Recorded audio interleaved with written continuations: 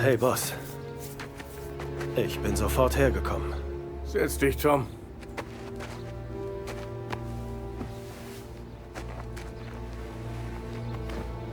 Wir haben einen Maulwurf.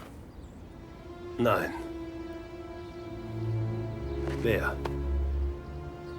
Ich lag die ganze Nacht wach und habe mir das Hirn zermartert. Irgendwann dachte ich, vielleicht ist es einer von uns, der nicht genug verdient.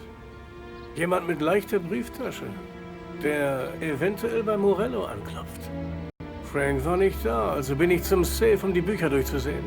Der bei uns möglicherweise zu wenig verdient. Was kam heraus? Die Bücher sind weg, Tom. Frank. Ich kenne ihn seit über 50 Jahren. Alles, was ich habe ich durch Frank.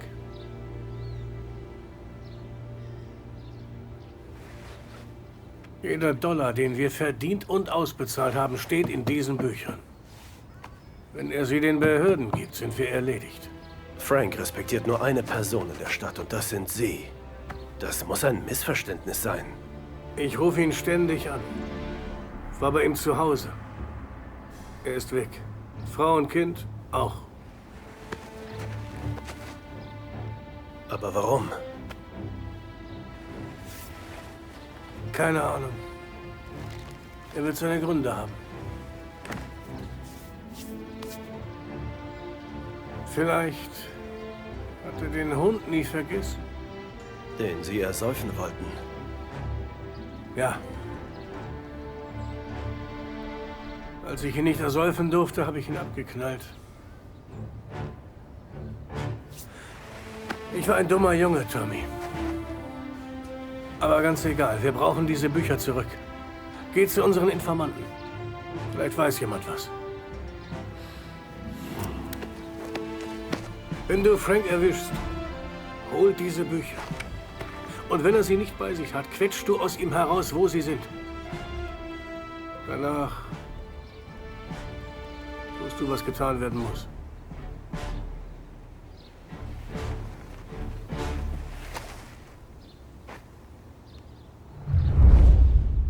Vincenzo wartet mit einem sauberen Wagen auf dich.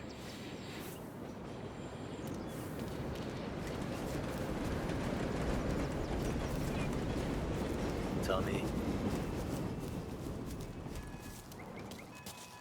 Das darf nicht ans Licht kommen, Tom. Fang mit Biff an, aber gib ihm nichts. Ich habe hier einen neuen Wagen. Und hier ist noch was, wenn du willst. Harte Zeiten, Tom. Sieht Frank ne Lupara, weiß er Bescheid. Alte Schule.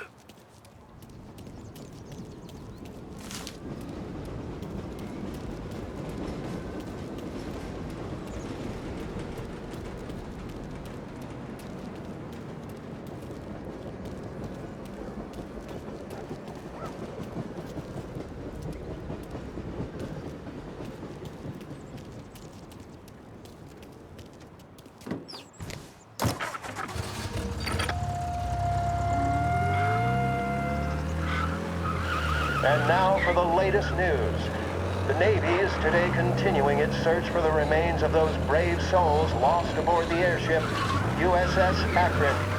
The Akron was destroyed in a violent thunderstorm off the New Jersey coast Tuesday morning, with the loss of 73 of 76 aboard. The disaster stands as the worst aviation accident on record. Yesterday, one of the survivors, Lieutenant Commander Herbert B. Wiley, spoke to members of the press and gave a brief account of the tragedy. He also spoke of the survivors' rescue by the German tanker Phoebus. President Roosevelt has described the loss of the Akron as a national disaster and said that he grieves with the wives and families of those lost and the nation. We will bring you more on the disaster and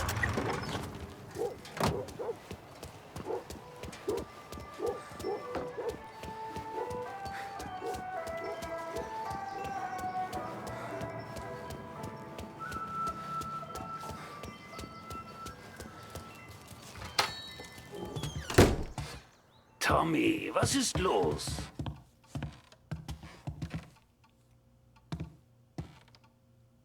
Gibt's irgendetwas Neues, was den Don interessieren könnte? Vielleicht. Was wär's dir wert? 20 Mäuse. Besser 40? Gut, dann raus damit. Das FBI ist hier. Morello hat denen was gesteckt, aber ich weiß nicht was. Wer sagt das? Little Tony hat einen Typen in Black Cat abgefüllt und nach Hause gefahren. Hat hübsch gezwitschert. Fragt ihn. Okay, danke.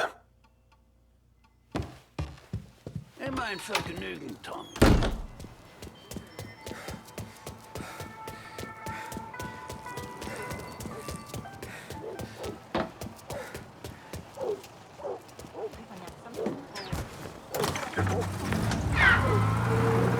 Welcome to a WLH Sports Report.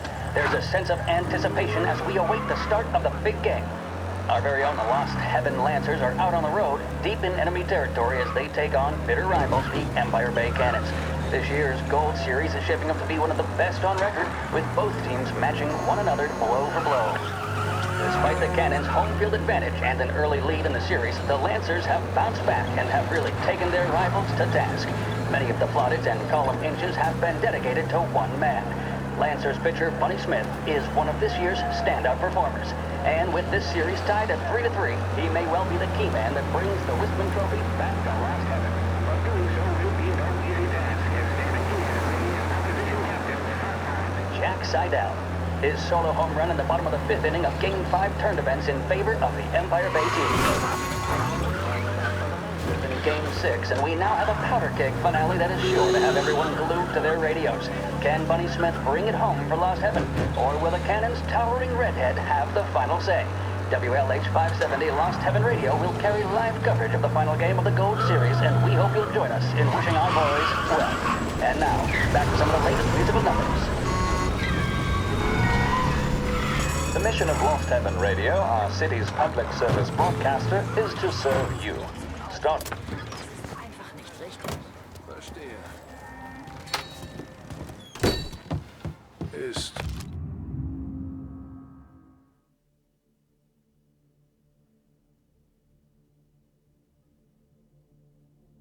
Alles okay, Tom? Nein, ist es nicht. Was war das mit dem Typen, den du heimgefahren hast, von den Feds? Der wollte erst nur einen Drink. Am Ende waren es 10. Hat Leute für eine Art Unterschlupf gesucht. Wo? Oak Hill, Ecke Pine. Hat 10 Mäuse gezahlt, damit ich ihn zurückfahre und den Mund halte. Hat verraten, dass Stadtrat Gilotti einen Deal zwischen Morello und dem FBI vermittelt hat. Die haben da drin jemandem aufgelauert. Warum hast du nichts gesagt? Tom, das hab ich. Frank weiß Bescheid.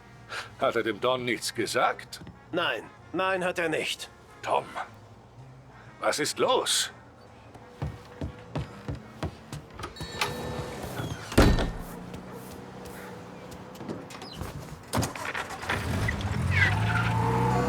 return now to the coverage of Game 7 of the Gold Series. And by the looks of it, ladies and gentlemen, we'll be underway any minute now.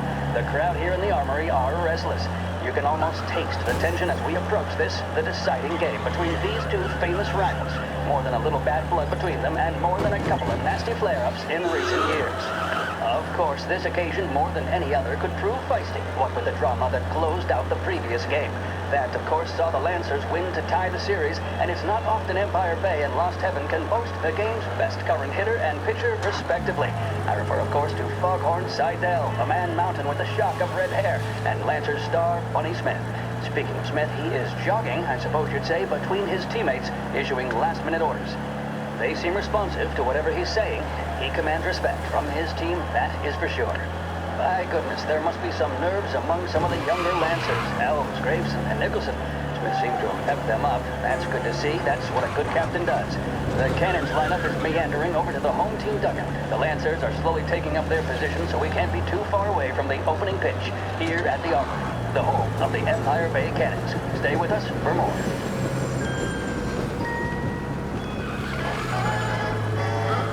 There's a reason Ladies and the racers of the Lost Heaven Grand Prix use only Trago motor oil, and that's because only Trago makes engines perform at their maximum while guarding against wear and tear. For optimal performance, Trago lets you go, go, go. Scheduled music programs and regular news bulletins brought to you by Lost Heaven Radio.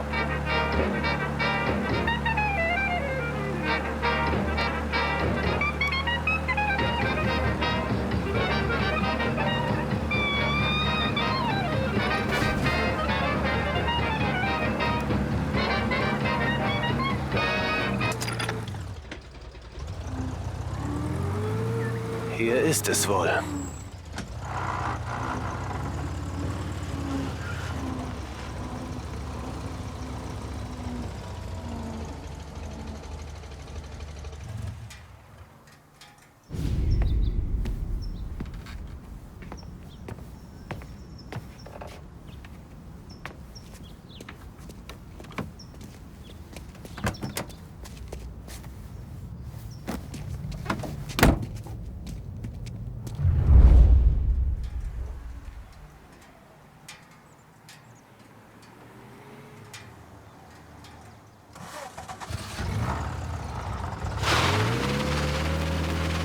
Zeig mir diese Geschäftsbücher, Frank.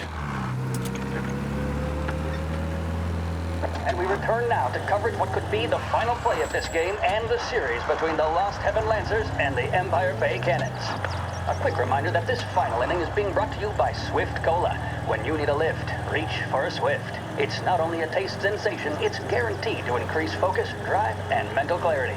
Pick up a bottle of Swift Cola today. And as we are coming to a close, let me thank today's other sponsors, Big Break Cigarettes and Lost Heaven Courier. Both of these teams could be said to be entering golden eras. Each team has a star player at the core with promising youngsters set around them. I refer, of course, to Smith and Seidel. The Cannons have had several such golden periods. The Lancers, it's fair to say, have not. I can see Lancers manager Frankie Hodge prowling in front of the dugout, gesticulating. He seems animated, to say the least. Looks like he's putting one of the officials in his place or something or other. With the noise of the crowd, it is quite hard to say for sure. Whatever's going on down there, you can feel the sense of occasion, and you just know that whatever happens, the crowd will be the first to tell you what has happened. The Lancers are now within minutes of snatching the Gold Series, which at one stage had appeared doomed, but they equally teeter on the edge of defeat. It all comes down to the final play. Nobody is warming up in the bullpen. Nobody down there is considering the possibility of extra innings. Bunny Smith then, standing on the mound, a look of steely determination on his face. He's betraying no emotion, doesn't look nervous or tired after his exertions this series, nor does he appear to be carrying the weight of expectation. He's having a word with the umpire about something or other. What a strapping fellow, 6'2", 195 pounds. If the Lancers are to win here today, he's going to write himself into the record books. And boy, oh boy, what that would mean to the people of Lost Heaven after such a long time without glory on the diamond. All right, they've sorted out whatever was going on. Here we go then. In for the Cannons, it's Paddy Doherty. Smith is pitching the game of his life, but Doherty's a big man. If he can catch one, it could run, and with bases loaded, the Cannons could have it. Here we go. Doherty facing down Smith. Fastball and strike. The big man thought he had it. Scheiße. Sie bringen dich zum Flughafen, Frank? It's fair to say Doherty looks a little spooked. He was convinced he had it. His body language tells the tale. Smith remains cool under pressure, not a flicker of emotion on his face. He winds up. And that's two. There was zip on that one. Good Lord. Seidel is barking something at Doherty, but we have no chance of hearing it as the noise of the crowd reaches fever pitch. Doherty's gesturing, and that's only making Seidel more irate. This is it, folks. Another strike, and the Lancers win. If Doherty can get behind it, surely the Cannons will get all their men home and snatch victory. A swing and a miss, and that's the winners! Lancers win! Lancers win! And Smith finally cracks an elated smile. He's thrown his cap in the air, as have his teammates. Lancers win the 1933 Gold Series!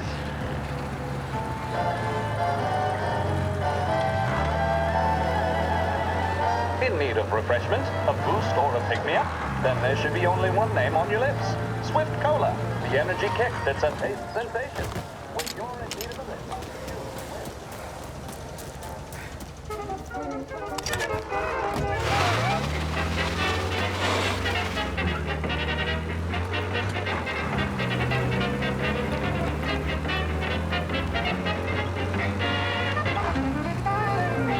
sie bringen ihn in einen anderen Staat oder sowas. Mist, das ist nicht gut.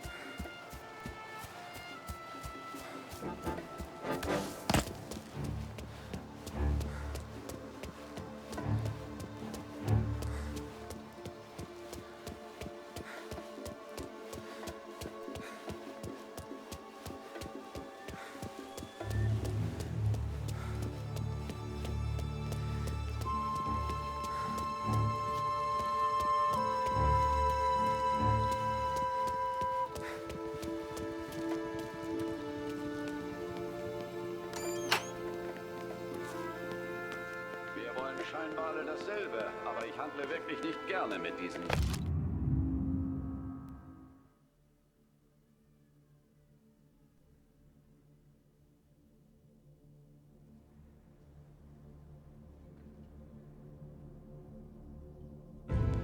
Leuten.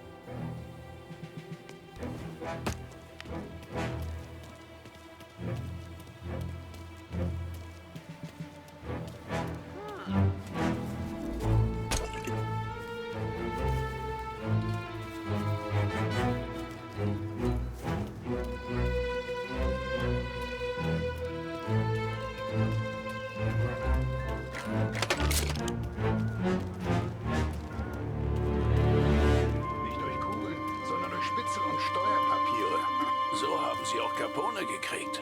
Und nun ist auch Ennio Salieri dran. Heute ist ein guter Tag, mein Freund.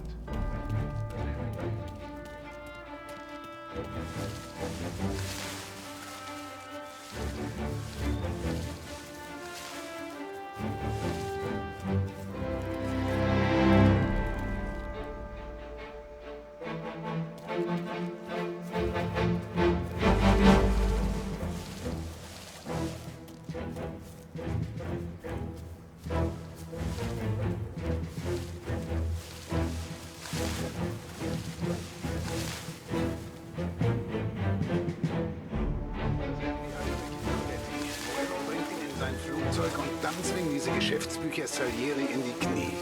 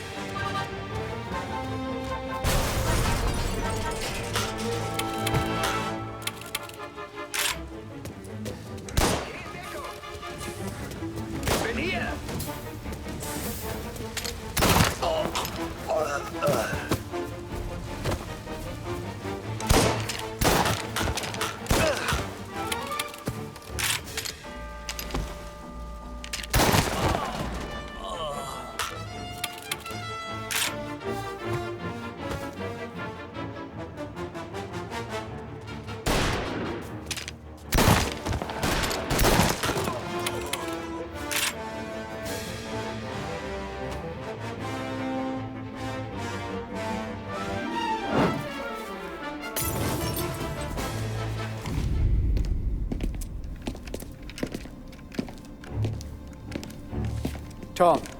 Frank. Der Don schickt mich. Dachte ich mir.